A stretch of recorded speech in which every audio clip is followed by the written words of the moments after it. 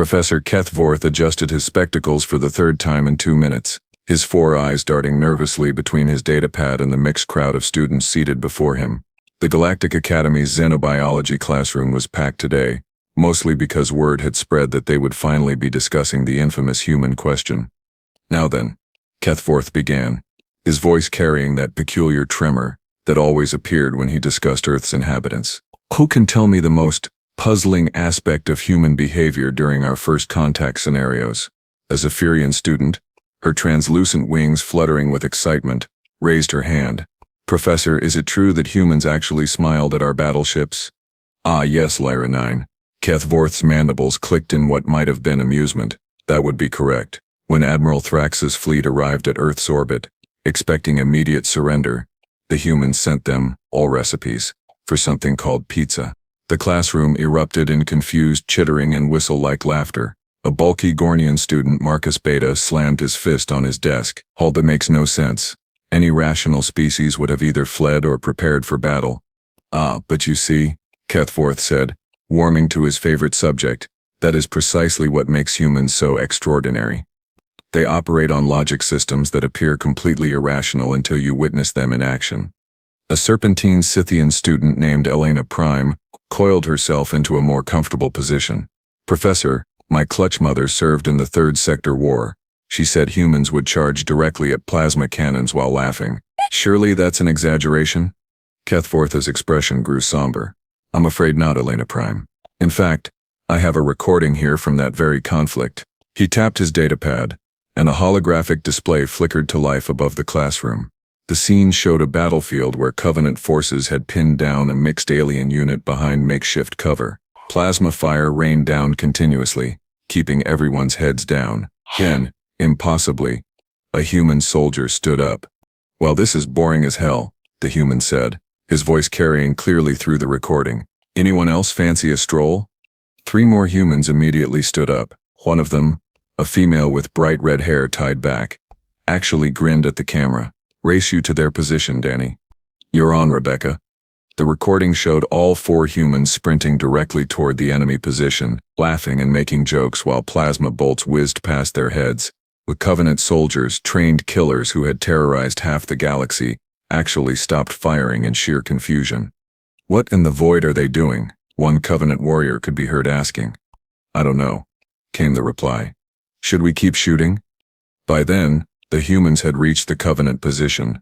The recording ended with sounds of combat that lasted exactly 47 seconds. The classroom sat in stunned silence. Finally, a young Altarian student named Victor 7 raised a tentacle. Professor, what happened to the Covenant soldiers?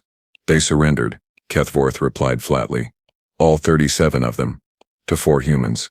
That's impossible, Marcus Beta protested. The Covenant never surrender. The Nacho refusal. The official report, too confused and frightened by the humans' inexplicable behavior to continue fighting effectively. End quote. Lyra 9's wings stopped fluttering entirely. Frightened? Of humans? But they're so small and soft-looking. Keth-Vorth was about to respond when an alarm began blaring throughout the academy.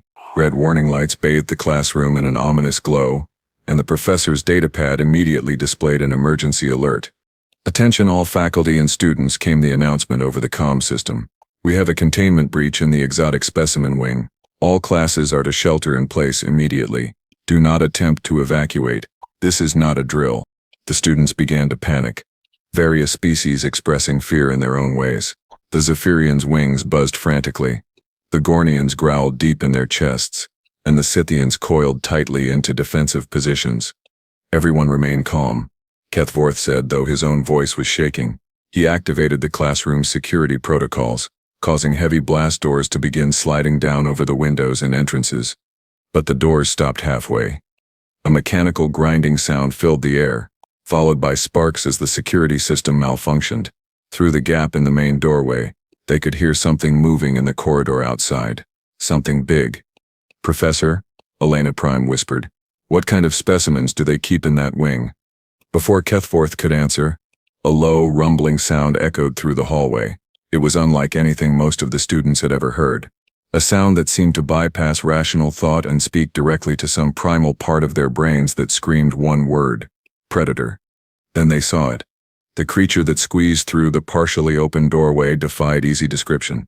It stood nearly 3 meters tall, with midnight black fur covering a frame built for killing. 6 powerful limbs ended in claws that could tear through starship hull plating. Its head was elongated, filled with rows of crystalline teeth that seemed to absorb light rather than reflect it. But worst of all were its eyes, 12 orbs of pure silver that moved independently, tracking every single student in the room. By the void, Keth-Vorth breathed, "That's a Nexus Stalker." Several students whimpered. Nexus Stalkers were apex predators from the dark side of Kepler 442, a world where sunlight never penetrated the dense atmospheric layers. They were perfect killing machines, evolved to hunt in absolute darkness using electromagnetic senses so advanced they could detect a heartbeat from 2 kilometers away. "How did it get out?" Marcus Beta managed to whisper. "Doesn't matter," Victor 7 replied. All 7 of his tentacles curled in terror. "We're all dead." The stalker's head swiveled toward them, its dozen eyes focusing with mechanical precision. It took one step into the classroom, then another. Its claws left deep gouges in the reinforced flooring. Then, impossibly, someone laughed. Everyone turned to stare at the back corner of the classroom, where a figure had been sitting so quietly that most of the students had forgotten he was there. The human exchange student. Jake Morrison was his name, if Keth-Vorth remembered correctly. Average height for a human, brown hair, unremarkable in every way, except for the fact that he was currently chuckling while staring at a creature that could reduce him to component atoms in less than a second. "Oh, come on," Jake said, addressing the stalker directly. "You're really going to do this right now? I was just starting to enjoy the lecture." The stalker paused, all 12 eyes fixing on the human. A sound emerged from its throat, something between a growl and a mechanical whine. Jake stood up slowly, completely ignoring the panicked gestures from his classmates. "Yeah, I see you there, big guy. Pretty impressive. I'll give you that. But here's the thing." He took a step forward. The stalker's claws extended further, scraping against the floor. "I've been having a really long week," Jake continued conversationally. "My coffee maker broke on Monday. Tuesday I failed my quantum mechanics exam because apparently my professor thinks humans can't understand 11-dimensional mathematics. Wednesday my girlfriend back on Earth sent me a message saying she's dating my brother now. Thursday I discovered that the Academy's idea of human-compatible food involves something called fermented kelp paste." Another step forward. The stalker's electromagnetic sensors were going haywire, unable to properly read the human's biometrics. Jake's heart rate was steady, his brain patterns calm. According to every sensor the creature possessed, this small, soft creature showed no signs of fear whatsoever. "And today," Jake said, now standing directly in front of the 3-meter-tall killing machine, "today I was finally learning something interesting about xenobiology, and you decided to interrupt." The stalker made that whining sound again, but louder, its head tilted to one side, trying to process what it was experiencing. "You know what your problem is?" Jake reached into his pocket, causing several students to gasp in terror, but he only pulled out a small rectangular object. "You think size matters?" He held up what appeared to be a primitive projectile weapon, though it was smaller than any weapon the alien students had ever seen. "This little thing here? It's called a 45 caliber pistol. Been around on my planet for over 200 years. Nothing fancy, nothing high-tech, just good old-fashioned kinetic energy." The stalker's sensors detected the weapon, analyzing its primitive construction and minimal energy signature. By every logical calculation, it posed no significant threat. "See, that's where you made your mistake," Jake said, as if reading the creature's thoughts. "You're thinking like a rational being. You're calculating threat levels and energy outputs and electromagnetic signatures. Very logical, very smart." He raised the weapon, pointing it directly at the space between the stalker's central eyes. "But here's what you don't understand about humans." Jake's voice dropped to barely above a whisper, yet somehow every word carried clearly through the silent classroom. "We don't care about your calculations." The stalker froze completely. Every instinct it possessed was screaming contradictory information. The small weapon posed minimal threat according to its analysis, but something deeper, something in its genetic memory that had kept its species alive for millions of years, was telling it that the creature pointing that weapon was far more dangerous than anything it had ever encountered. "We don't care that you're bigger," Jake continued. "We don't care that you're stronger. We don't care that you can kill us easily, because you know what we care about." The silence in the room was absolute. Even the building's ventilation system seemed to have stopped humming. We care about winning, and we'll do absolutely anything to make that happen. Jake's finger moved to the trigger. The stalker's electromagnetic senses detected the minute electrical changes in the human's nervous system, the subtle shift in muscle tension that preceded action.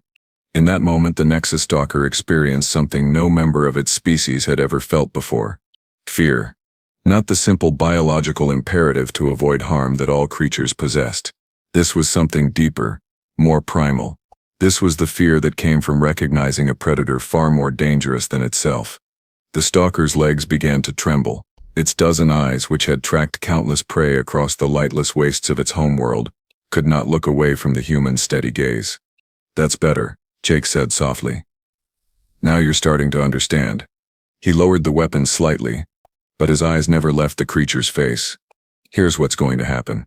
You're going to turn around, walk back to whatever hole you crawled out of, and wait patiently for the nice security people to come collect you. And you're going to do it quietly without hurting any of my classmates here." The stalker made a sound that was almost like a whimper. "Because if you don't," Jake's voice took on a tone that made several students shiver despite themselves, "I'm going to show you exactly why humans are the only species in this galaxy that hunts for sport." For a long moment, creature and human stared at each other. The Nexus Stalker, apex predator of one of the most dangerous worlds in known space, standing frozen before a human barely half its size. Then slowly, impossibly, the stalker began to lower itself to the ground. The classroom remained frozen in absolute silence, as the 3-meter-tall killing machine, slowly, deliberately, laid down at Jake's feet like some oversized, terrifying pet. Its dozen silver eyes never left the human's face, but the aggressive posture had completely vanished. Where moments before had stood an apex predator ready to tear apart everything in the room, now lay a creature that looked almost submissive. Professor Keth-Vorth's 4 eyes were wider than anatomically possible. His datapad slipped from nerveless fingers and clattered to the floor, the sound abnormally loud in the suffocating quiet. "Well," Jake said, holstering his weapon with casual indifference, "that was easier than I expected." He looked around the room at the shell-shocked faces of his classmates. "Anyone else hungry? Because I could really go for some lunch right about now." Lyra 9's translucent wings were trembling so violently they created a high-pitched humming sound. How did you do that?" Jake shrugged, stepping carefully around the prone stalker, as if it were nothing more than a particularly large piece of furniture. Basic psychology. Every predator species has the same weakness. They're hardwired to recognize a more dangerous predator when they see one. "But you're just..." Victor 7 started, then seemed to realize how that sentence was going to end. "Small, weak, soft and squishy?" Jake grinned and several students flinched at the expression. Yeah, I get that a lot. "You want to know the secret?" He walked back to his seat, completely ignoring the fact that one of the galaxy's most feared creatures was still lying on the floor, watching his every move with what could only be described as nervous attention. "The secret is that humans are absolutely, completely 100% insane by any rational standard. And the best part? We know it." Marcus Beta's massive frame was pressed back against his chair as if trying to merge with the metal. Oh, what do you mean? "I mean," Jake said, settling into his seat and pulling out a sandwich from his bag, "that every other species in this galaxy makes logical decisions based on survival probability, threat assessment, and cost-benefit analysis. Very sensible. Very smart." He took a bite of his sandwich, chewed thoughtfully, and continued, "Hold, humans don't do that. When a human sees something bigger and stronger, our first thought isn't how do I avoid this threat, it's how do I kill this thing." Elena Prime uncoiled slightly, though she kept her distance from both Jake and the stalker. That's completely irrational." "Exactly." Jake pointed at her with his sandwich. "That's what makes it work. See, your Nexus Stalker here has spent millions of years evolving to hunt rational prey. Its entire sensory suite, its hunting instincts, its behavioral patterns, everything is designed to track, predict, and kill creatures that want to survive." The stalker's head lifted slightly at being mentioned, its dozen eyes focusing on Jake with an expression that was disturbingly close to, "But humans?" Jake continued. "We're the cosmic equivalent of that one piece of software that keeps crashing your computer. We don't behave according to any logical parameters. We're the glitch in the system." Professor Keth-Vorth finally found his voice, though it came out as barely more than a whisper. "Jake, how did you know it would work?" "I didn't." Jake replied cheerfully. For all I knew, it would have ripped my head off and used my spine as a toothpick. But that's the thing about humans, Professor. We're really, really good at betting everything on a bluff. The sound of heavy footsteps in the corridor interrupted the conversation. A squad of Academy security officers appeared at the doorway, armed with high-powered stun weapons and wearing full protective gear. Their leader, a grizzled Altarian named Captain Thorn Prime, stopped dead when he saw the scene inside the classroom. "What in the name of the void?" he muttered, staring at the docile Nexus Stalker. "Oh, good," Jake said, not looking up from his sandwich. "You guys can take him back to his cage now. He's been very well behaved." Captain Thorn Prime's 7 tentacles writhed in confusion. "Student Morrison, how are you still alive?" "Kill of clean living and a positive attitude," Jake replied. "Also, I think our friend here just needed someone to explain the rules to him." 2 of the security officers cautiously approached the stalker, stun weapons at the ready. The creature made no aggressive moves, but its eyes tracked their every motion. When they were within 3 meters, however, it suddenly raised its head and released that mechanical whining sound. Every security officer immediately stopped moving. "Easy, boy," Jake said, not even looking in the stalker's direction. "They're just going to take you home." The creature immediately settled back down, though it continued to watch the officers warily. Captain Thorn Prime stared at Jake with something approaching awe. "How did you—" "Trade secret," Jake said. "But I'll tell you what, Captain. Why don't you have your boys put their weapons away? I think they're making our friend nervous." "Absolutely not," Thorn Prime replied firmly. "Standard protocol for Nexus Stalker containment requires maximum firepower at all times." The stalker's whining sound grew louder, and its claws began to extend again. "Your call," Jake said, taking another bite of his sandwich. "But I'd hate for anyone to get hurt because you couldn't follow simple advice." For a moment, it looked like the captain was going to argue. Then he looked at the stalker, looked at Jake calmly eating his lunch, and made a decision that went against every regulation in the Academy handbook. "Lower your weapons," he ordered.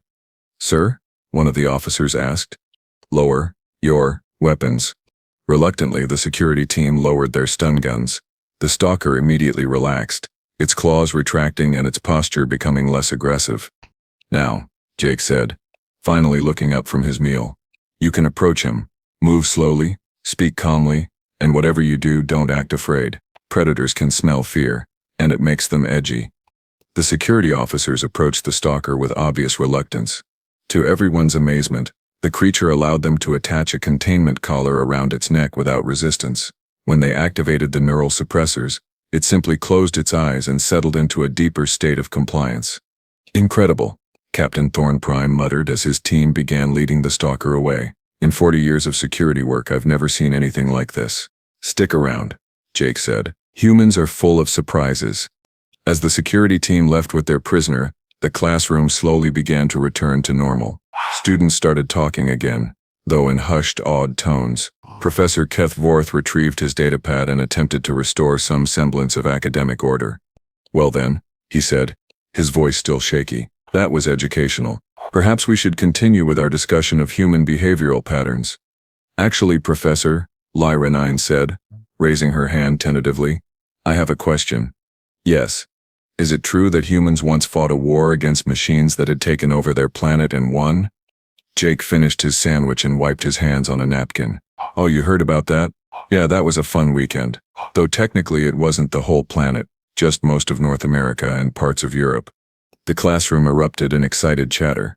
Marcus Beta leaned forward in his chair. "How do you fight machines? They don't feel fear or pain." "True," Jake agreed. "Oh.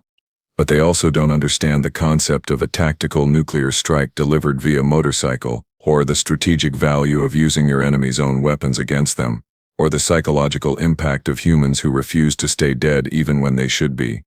Elena Prime coiled and uncoiled nervously. "My clutch father said humans once defeated an entire hive mind collective. But that's impossible, right? Hive minds can process millions of tactical scenarios simultaneously." "Ah. The Kepler incident," Professor Keth-Vorth said, consulting his datapad. "Yes, that's in our records. A human colony ship encountered a collective scout fleet, and somehow managed to convert the entire hive mind to their side. The official report is classified, but—" "Oh, that's easy to explain," Jake interrupted. We introduced them to the concept of individual creativity and free will. Turns out when you give a hive mind the ability to think independently, they get really excited about it.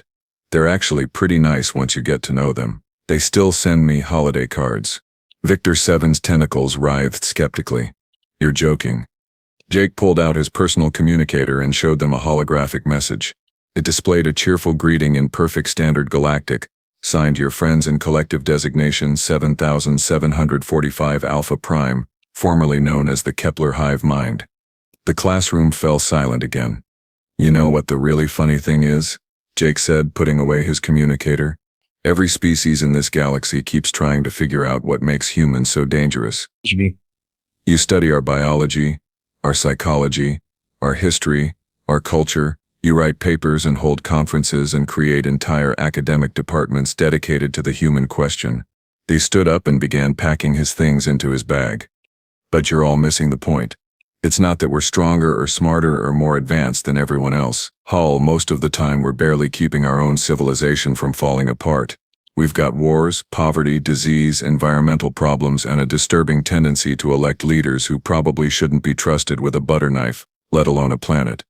Professor Keth-Vorth adjusted his spectacles nervously. Then what is it that makes humans so effective? Jake paused at the classroom door and looked back at the assembled students. His expression was serious now, the casual humor replaced by something deeper and more profound. We don't know when to quit, he said simply. Every other species in this galaxy is smart enough to know when they're beaten. You calculate the odds, assess the risks, and make rational decisions about when to surrender or retreat or negotiate. He shouldered his bag and stepped toward the exit. Humans don't do that. When we're outgunned, we get creative. When we're outnumbered, we get stubborn. When we're out of options, we make new ones. And when everything is hopeless and any sane species would give up. Jake grinned, and this time the expression wasn't entirely pleasant. That's when we get really dangerous. He walked out of the classroom, leaving behind a group of alien students who would spend the rest of their academic careers trying to understand what they had witnessed. Professor Keth-Vorth stared at the empty doorway for a long moment, then looked down at his datapad. The lesson plan for today had been Human Behavioral Anomalies, a theoretical overview. He deleted the entire curriculum and started typing a new one. Human Behavioral Patterns, a survival guide. After what he'd just witnessed, he figured his students were going to need it. In the corridor outside, Jake Morrison walked toward his next class, whistling a cheerful tune. Behind him, maintenance crews were already working to repair the claw marks left by the Nexus Stalker, and security teams were implementing new protocols based on what they'd learned today. Just another normal day at the Galactic Academy. Just another normal day for a human.